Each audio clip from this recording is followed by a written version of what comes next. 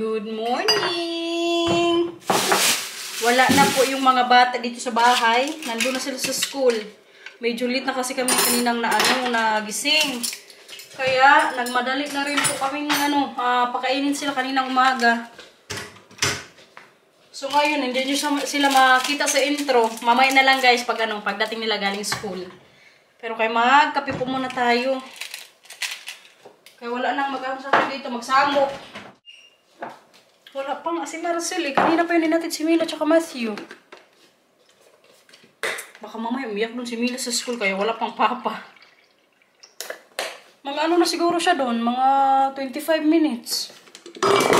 Bakit kaya? Kaninang umaga kasi si Mila parang ayaw na namang pumasok. Batang to. Tinatamad po siya pumasok kaya siguro maaga din siyang nagigising. Pero kayong sabi ko hindi siya mag-absent kay kamahal ng bayad. Hindi po yan libre dito ha kapag ang bata pasok na sa nursery ata yan sa atin eh. Kasi yung age po ngayon ni Mila 2.5. Kaya mag 3 months siya next year sa January. Bali yung pagpasok po niya dyan sa school, may bayad dyan. Yung kay Matthew yung wala kasi sa na siya. Kung baga sa grade 1, hindi man siguro grade 1 yan eh. Daycare ata yan si Matthew kung sa atin. Dito ko sa inyo kwento guys kung magkano yung binabayaran namin kay Mila every month. Dyan po sa school niya. Bali yung po namin dyan monthly na binabayaran 290 euros. Tapos may nakukuha po kami dyan 2 slak o yung sa tax nila yan dito na may discount. Pag mag-ano ka ng mga bata sa school o yung pag pinabantay mo sila sa ang tawag dyan sa atin. Basta yung kinder of wang dito may nakukuha din po yan silang discount yung mga magulang. Pero yung kay Mila po ang nakukuha naming discount dyan o ang nababawas lang sa binabayaran namin 70 euros ata. Bali may 220 euros pa kami na kailangan bayaran na monthly. So yun lang po yung nakukuha namin tuslak sa school dyan ni Mila. Tapos si Matthew naman po hindi na kami nagbabayad dyan every month kasi kung baga libre na yan. Tapos kung sa end ng taon dyan po kami kung gusto namin mag-donate o kung school may program nagsisend po yan sila ng email kung gusto din namin magbigay ng donation. Depende na yun sa magulang. Tapos alam nyo ba guys, di ba sa Pilipinas, pag daycare ka or mga grade 1 o elementary, di ba may graduation sa atin? Dito po, wala po yan.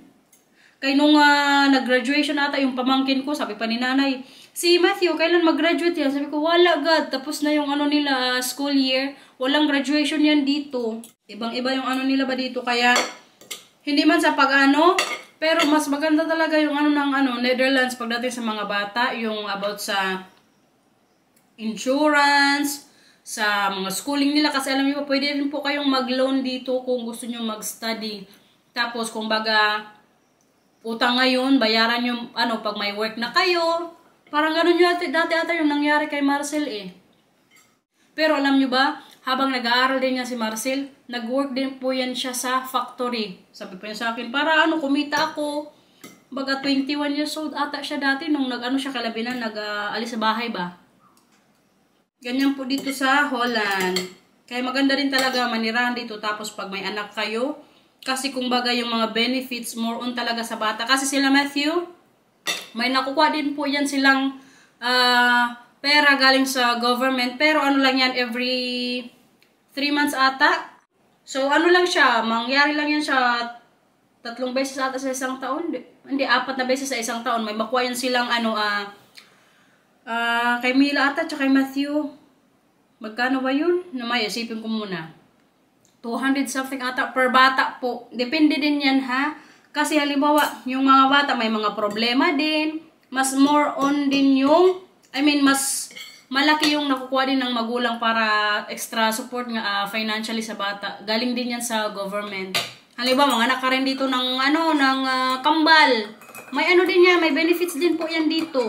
So, yun po yung dito nila, mga benefits pagdating sa bata. Lalo pagdating sa education, sinusuportahan talaga nila yan. Di ba tayo tapos kumain guys? Pero i-clear ko lang po yung sinabi ko na yung si Marcel nag-work dati habang nag-aaral. Si Labinan po, nagbibigay din po yan sa kanya. Pero yung kay Labinan ata, ang binibigay nila yung para sa boarding house niya. Yung ganun ba? Pero yung mga extra na pera, pinagtatrabahuan niya talaga.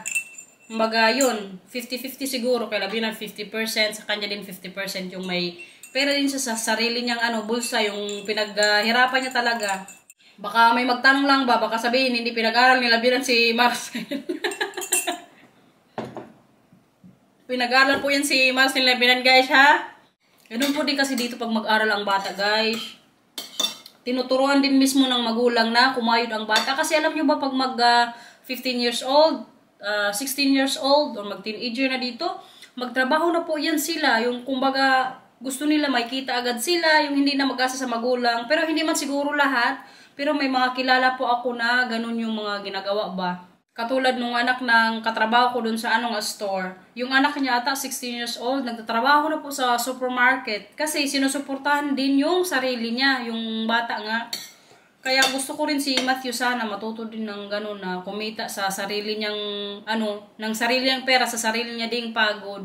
Pero syempre mag-support kami, pero hindi din kailangan na support ka lang ng support tapos siya take lang ng take sa magulang, hindi ba matuto magtayo sa sariling paa. Kaya sana yun yung namin sa kanya, maturo na yung pera hindi basta-basta kinikita yan, pinaghihirapan yan. Pero alam nyo ba, may din po diyan kami kay Matthew, may set up before sila mag-college or mag-high school siguro. Ay hindi, siguro pag na sila mag-study na sa university. May po niya kami, naguhulog kami ni Marcel monthly. Kumbaga may trust fund kami dyan kay Mila at Matthew. So, hinulugan namin monthly. May binibigay ako every month sa sarili kong sahod. Tapos si Marcel nagbibigay. Tapos alam niyo ba, sila Binan din. Naguhulog din po yan sila every month kay Mila. So, ang namin ni Marcel dyan, ang purpose namin, gagamitin nila yan pag mag-college na para hindi din kami mahirapan ba yung biglaang bayarin. Kaya kailangan din yung preparation kasi sabi namin dalawa, hindi din natin alam ang buhay, 'di ba? Kaya hangga't malakas, hangga't may trabaho, yun iniipunan din namin yung mga bata. Kasi 'di ba yung sinabi ko nga rin kanina na may nakukuha yan sila Matthew every quarter ata, basta every 3 months po may nakukuha yan sila na 200 something euros. Ang ginagawa namin, hindi namin yung nilalagay po sa account nilang dalawa. Kaya hindi man yun every month nakukuha. So, ang ginagawa namin yun, yung binibili namin ng diaper, mga tinapay, mga grocery din, para sa kanila, mga fruits. Bali, yung ginagawa namin nila, Marcel, yung sa monthly, yung galing talaga yun sa amin. Kasi nga, para, monthly namin nahuhulugan. Yung ibang magulang kasi dito, guys, ang ginagawa, may kakilala kong kanyang Pinay, pero hindi ko na i-mention. Ang ginagawa nila, nakukuha nila yung pera by every 3 months. Yun yung sinisave nila sa account naman ng anak nila. Maganda din yung setup yun, pero yung sa amin ni Marcel, gusto namin yung monthly din namin hinuhulugan ba. Kaya yun nga, para preparation din yun sa pag na sila, mag-university or mag-college, para hindi kayo mahirapan kay pamahal ngayon ang study dito sa Holland, uy. Kaya minsan sinasabi ka namin ni Marcel, puti pa tong mga bata, may mga pera, tayo wala. Kasi yung account po na inopen din namin sa kanila, ma-open lang yun or makuha lang nila yung pera kapag mag-18 years old na ata yung nilagay naming setup ni Marcel. Andito na ang Milang, guys. Mila? Pahir? Peekaboo! Kumusta sa school?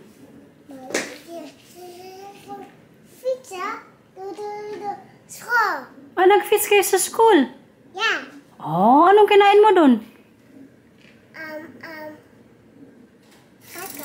Cracker. Anong kinain? Anong ininom mong drinks doon?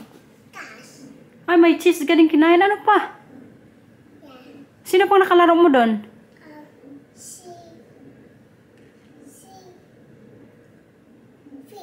Si Fitz. Nag-enjoy ka sa school? Yeah. Goed zo. Tanggalin mo ng jacket, okay? Si Marcel po yung nagsundo sa kanya ngayong umaga kasi kanina paghatig ni Marcel, sinabihan na naman siya ni Mila na ang magsundo sa kanya yung papa niya. Kaya ako po sa bahay lang, hinantay ko na lang siya na makarating sa bahay. Pero kay parang masaya ngayon si Mila ba? Nag-enjoy siya sa school. Very good. Kama! Happy ko sa school? Sorry. I'm sorry. Children playing outside, waiting for the parents to pick up. Okay. And then she's on a bicycle, and then she's ready, so she's going home with me. And are you going to say goodbye to the teacher? I said yes. She's walking over, gives a big hug. Oh, lief. Goed, sir. Sa auto ka lang nagsakay, kaya wala mang fit si Papa kanina. Okay lang. No. Did you ask why you didn't bring your feet? No. Okay. So it's okay. Ja, wat papa moest halen. Goed, sir. Papa moest eerst naar het postkantoor. En papa moest een hele grote doos halen bij het kruisvat. Bakit ayaw mo si Mama magsundo sa'yo?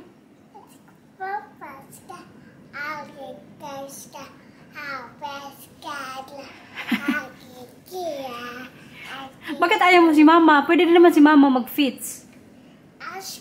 Bukas si Mama ay sa Wednesday si Mama na magsundo sa'yo? Ha? Yeah? Gawan ko po muna ang nilang ng lunch niya. Sa school kasi yung binibigay sa kanila ano lang, kumbaga snack lang sa umaga, fruits, tsaka siguro yung ininom nila dun, milk. Kasama na po yun sa binabayaran din namin na monthly. So hindi na ako nagpe-prepare sa kanya kapag papasok po siya sa school. Request niya tong ano, ito daw yung palaman niya sa bread niya. Oh. Parang ano ba, cheese. Tapos lagyan ko rin siya ng sausage. Yan lang po yung lunch ni Milang. Nagsilip. Aray! Ayun ang pagkain mo, nagsilip ikaw. Ayun ang camera, oh. Miss mo si Mama? Okay, biyaw ka, miss. Gigil ikaw, parang gigil kay Bicha.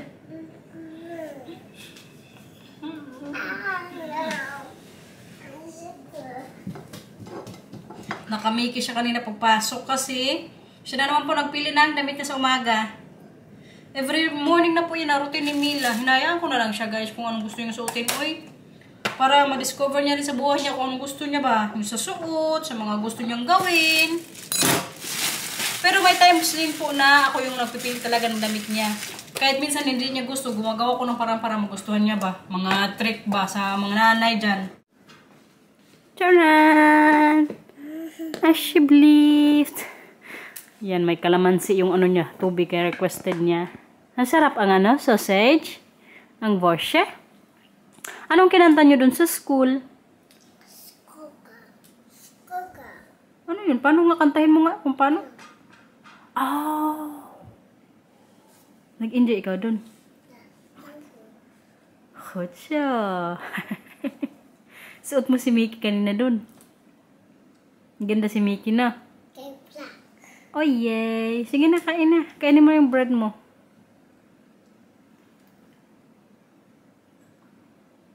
Hot siya. Uhaw din siya.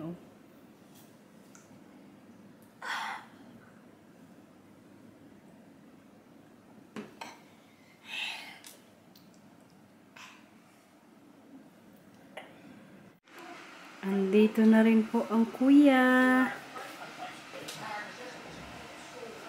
Kumusta sa school? Nood na siya ng favorite niyang ano, channel sa YouTube. Ano? Kumusta sa school? Kumusta sa school? Tinanggalan ko na rin siya ng pantalon kaya para bukas masuot niya ulit. Na, sinong bisita natin ngayong araw, nak? Kuya? Sinong bisita natin ngayon? Tante Rita. Hatsa. May bisita kami ngayong hapon kasi magpunta po dito yung dating kawork ni Marcel. Kaya bumili rin siya kanina ng apple cake. Kaya ito yung pa-snack namin sa kanya. Alas 3 kasi yung magpunta dito ngayon. Tapos baka invite na lang din namin mag-dinner mamaya. Kung gusto niyang dinner dito sa bahay. Dinner time! Yan na po yung ginawa ni Marcel na Indonesian na ulam guys. Tingnan nyo. May topping siya. Tapos ang gulay na ginawa ko naman beans at ang kanin.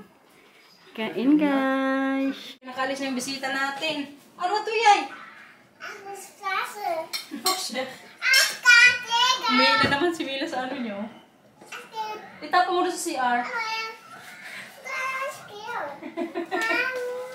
Makatipid na kami sa diaper kay Mila, guys. Kaya nagda-diaper na lang po siya kapag umaga. Pag hapon, hindi na namin yan siya nilalagyan po. Ha? Kotsa.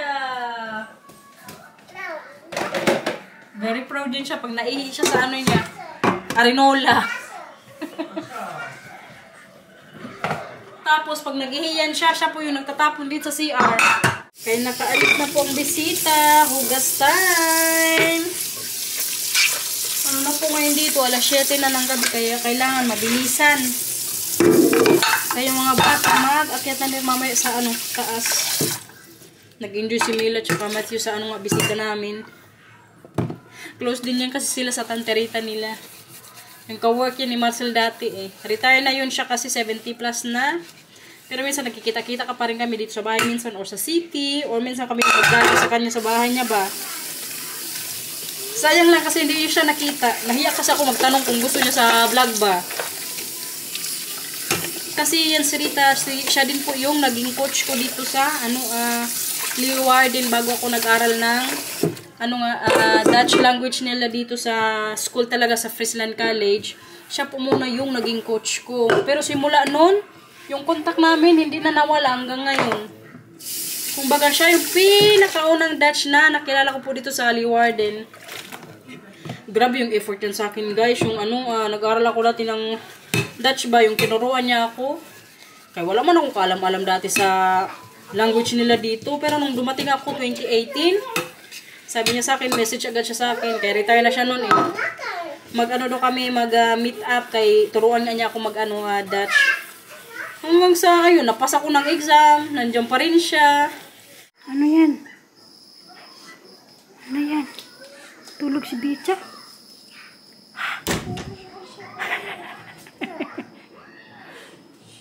Ang Matthew nakahiga na.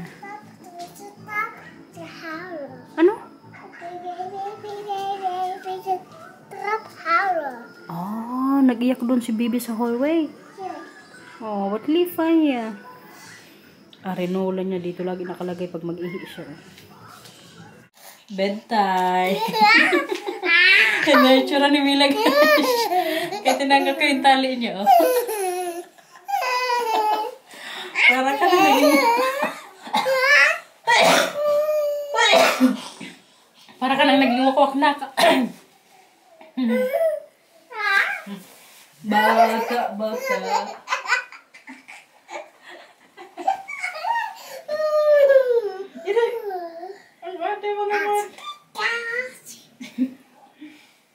Ano pa gawin natin?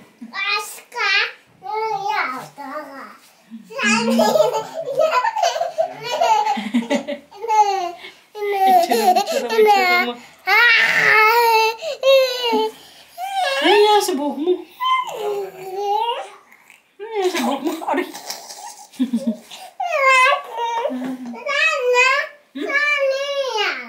Ano? Sa Juliana, Tor.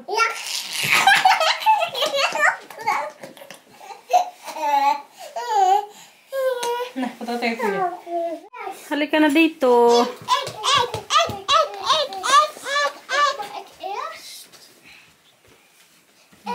Ano na rin yan sila. Gamot. Para sa ubo.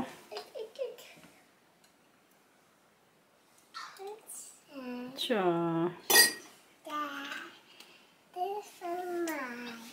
Hindi po yan sila mahirap pa inumin ng gamot.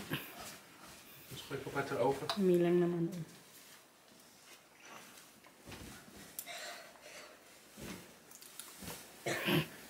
Sarap, Mila?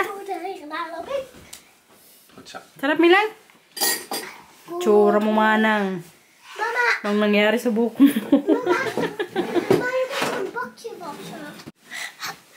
Please like and subscribe.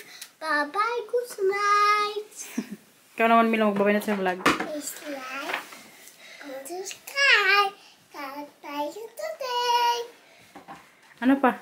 Ano pa sabihin? Thank you for watching. Wow, guys. And the good car. As get slap. I got stuck with wow sky. Ah, sige.